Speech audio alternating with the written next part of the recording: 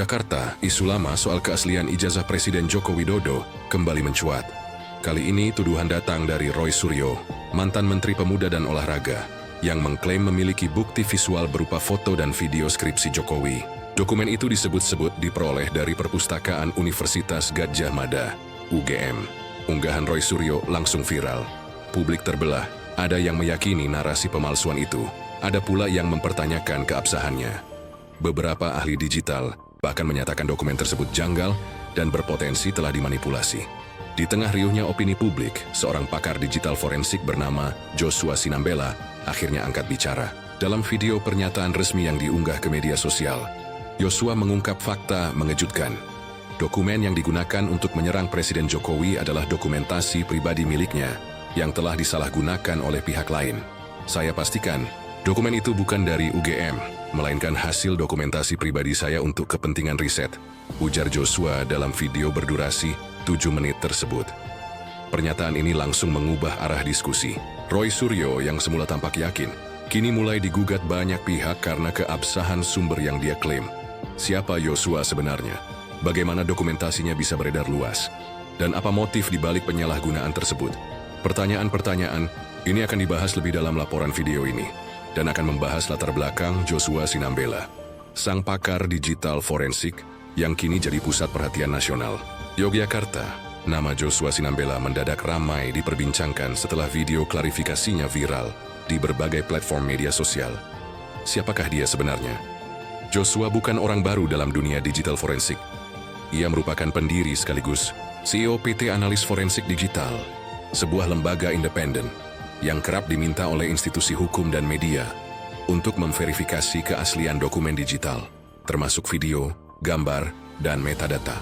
Reputasinya dikenal luas karena pernah mengungkap manipulasi data dalam sejumlah kasus besar, termasuk rekayasa CCTV dan hoax digital di tahun-tahun sebelumnya.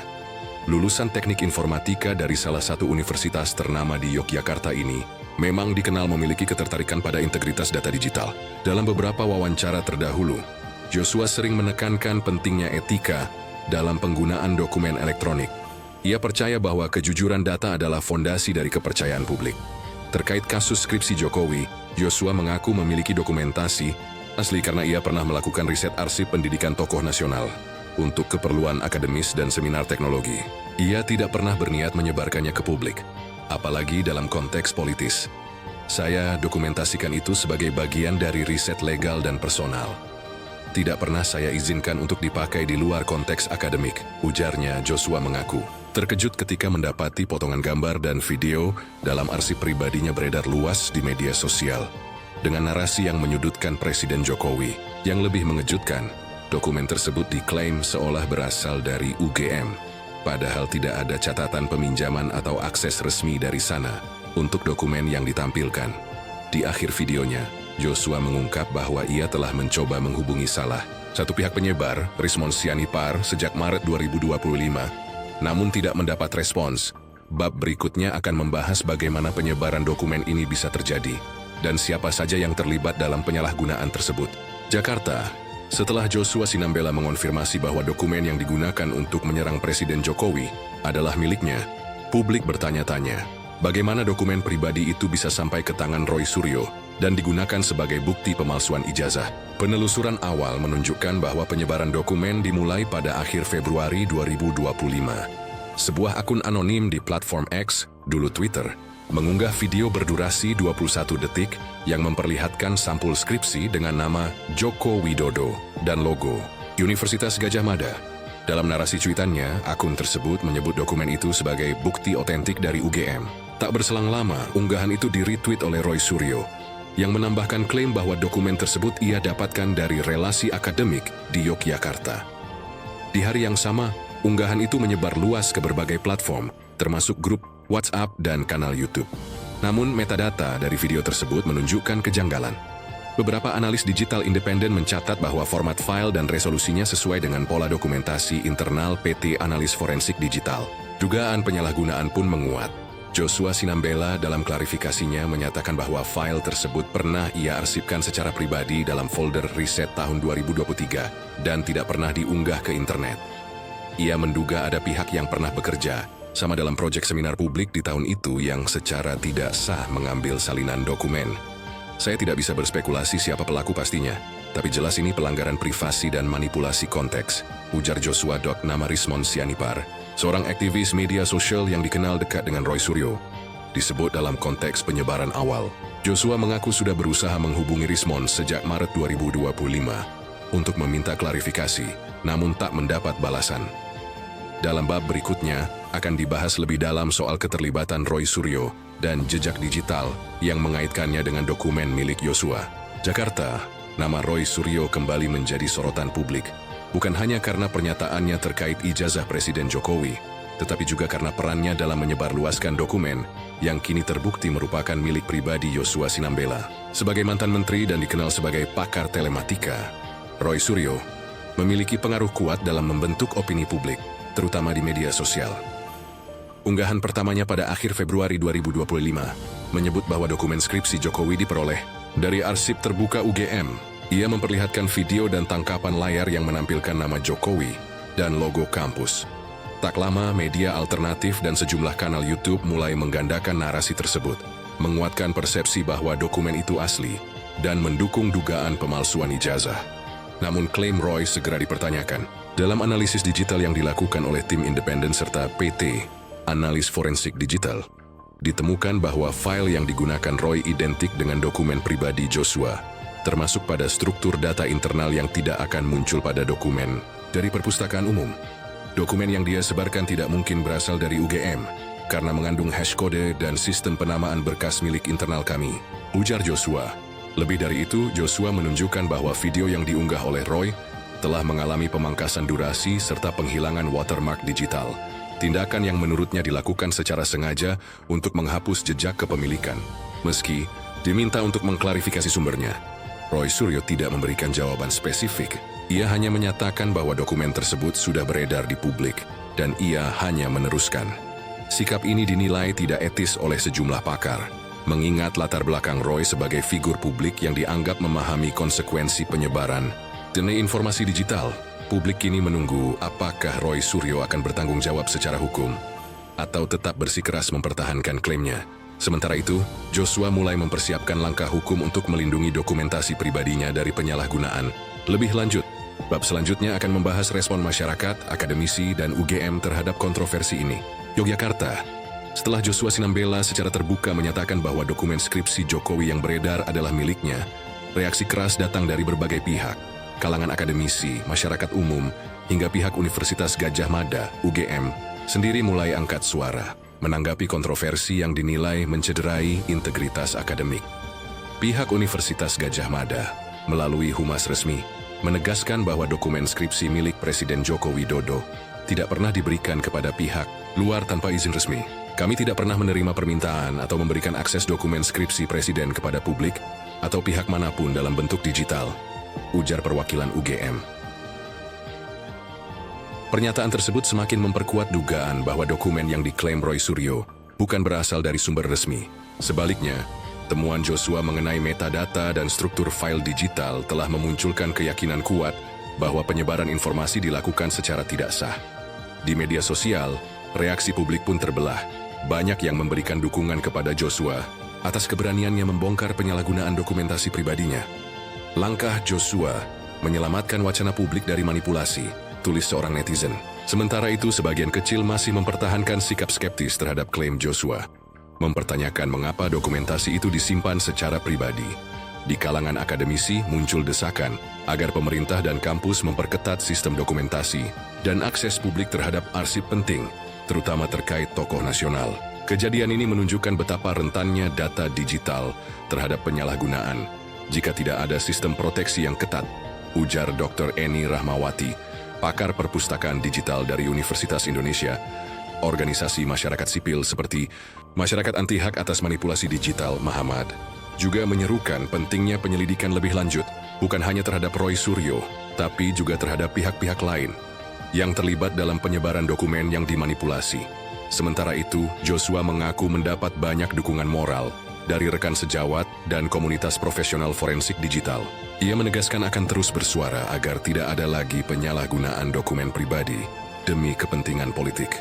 upaya hukum dan etika digital yang mulai ditempuh Joshua untuk menuntut pertanggungjawaban.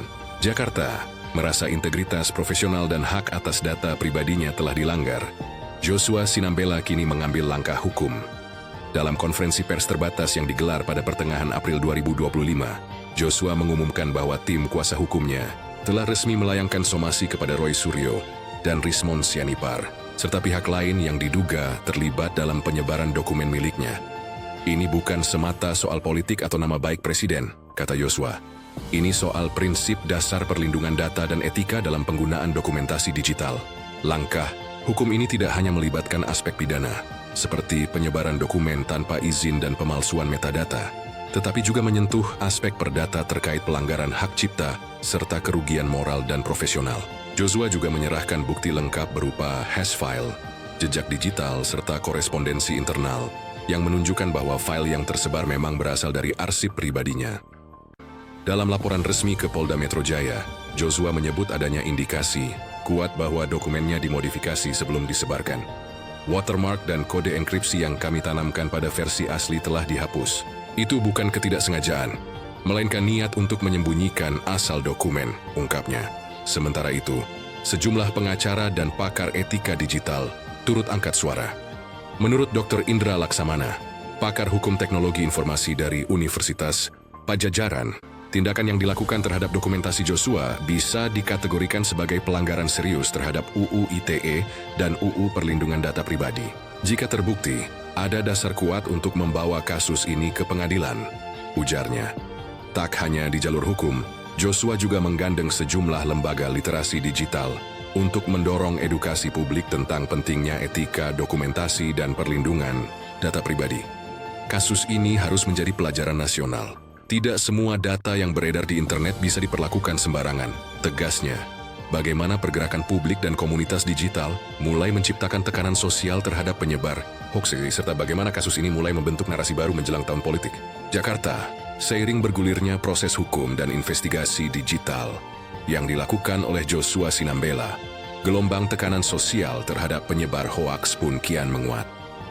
Di tengah suasana tahun politik yang memanas menjelang Pilpres 2029, publik mulai jenuh dengan narasi-narasi tak berdasar yang menyerang pribadi dan latar belakang pendidikan tokoh nasional. Di media sosial, tagar data bukan fitnah dan dukung Joshua sempat menempati trending topik nasional selama 2 hari berturut-turut. Warganet menyerukan pentingnya verifikasi sumber, etika digital, dan penghormatan terhadap privasi dokumen pribadi, terutama ketika data itu digunakan untuk menggiring opini publik.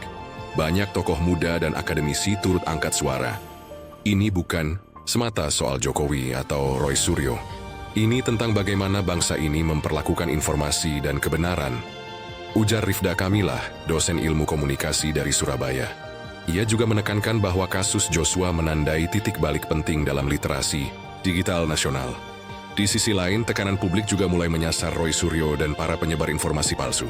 Meski belum memberikan tanggapan resmi terhadap somasi dari Joshua, beberapa kanal YouTube dan akun media sosial yang sebelumnya mengangkat isu ijazah palsu mulai menghapus konten mereka atau memberi klarifikasi. Sejumlah pengamat menyebut hal ini sebagai bentuk kerapuhan narasi hoaks ketika diuji secara ilmiah dan forensik. Joshua sendiri tak tinggal diam.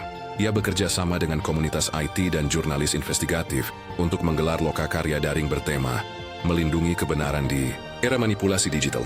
Kegiatan ini mendapat sambutan luas dan melibatkan partisipan dari berbagai kalangan, termasuk pelajar dan mahasiswa. Namun, bukan hanya citra Roy Suryo yang merosot. Kasus ini juga membuka mata publik akan bahaya politisasi dokumen pribadi di tengah ketatnya persaingan elektoral. Jika tidak ditangani dengan serius, penyebaran hoaks berbasis dokumen pribadi dapat menjadi senjata baru dalam politik kotor, kata Profesor Damar Iskandar, pakar etika publik dari Universitas Gadjah Mada, Jakarta. Setelah melewati berbagai tekanan, tuduhan, dan upaya pembungkaman, Joshua Sinambela berdiri tegak sebagai simbol perlawanan terhadap penyalahgunaan informasi digital. Dalam wawancara khusus di akhir Mei 2025, Joshua menyampaikan refleksi mendalam atas peristiwa yang menimpanya, sekaligus harapan besar terhadap masa depan demokrasi digital di Indonesia. Yang paling menyakitkan bukan saat nama saya dicatut atau dokumen saya disalahgunakan, ujar Joshua dengan tenang. Yang paling menyakitkan adalah melihat bagaimana kebohongan bisa begitu cepat dipercaya hanya karena dibungkus dengan narasi politik. Sebagai pakar forensik digital, Joshua tahu betul betapa rentannya publik terhadap manipulasi konten, apalagi di tahun-tahun politik yang syarat konflik kepentingan. Ia menilai bahwa kasus ini hanyalah salah satu dari sekian banyak bentuk serangan informasi yang akan terus terjadi bila tidak dibangun kesadaran kolektif. Melalui perusahaannya, PT Analis Forensik Digital, Joshua kini tengah mengembangkan program edukasi yang menyasar generasi muda. Digital Forensic for Democracy. Program ini bertujuan membekali pelajar, mahasiswa, dan jurnalis muda dengan kemampuan dasar menganalisis konten digital, melacak metadata, dan membedakan informasi asli dari manipulasi.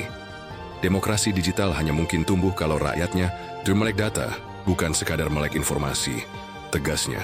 Menanggapi rencana itu, sejumlah lembaga seperti Kominfo, Siberkreasi, hingga LSM Anti-Hoax menyatakan dukungannya. Mereka menyebut langkah Joshua sebagai contoh nyata bahwa perlawanan terhadap kebohongan tidak harus dengan kekerasan, tapi lewat ilmu dan transparansi. Di sisi lain, kasus ini juga meninggalkan catatan penting bagi elit politik dan media, bahwa kekuasaan digital bisa menghancurkan reputasi siapapun, tetapi juga bisa menjadi alat untuk membangun kembali kepercayaan publik jika digunakan secara bertanggung jawab. Kalau hari ini saya bisa berbicara dengan jujur, itu karena saya tahu siapa saya dan apa yang saya perjuangkan, tutup Joshua. Dan saya yakin masih banyak anak muda Indonesia yang mau berdiri di garis yang sama, garis kebenaran. Kasus Joshua Sinambela kini bukan lagi sekadar sengketa dokumen. Ia telah berubah menjadi pengingat nasional bahwa di tengah banjir informasi, kebenaran tetap layak diperjuangkan.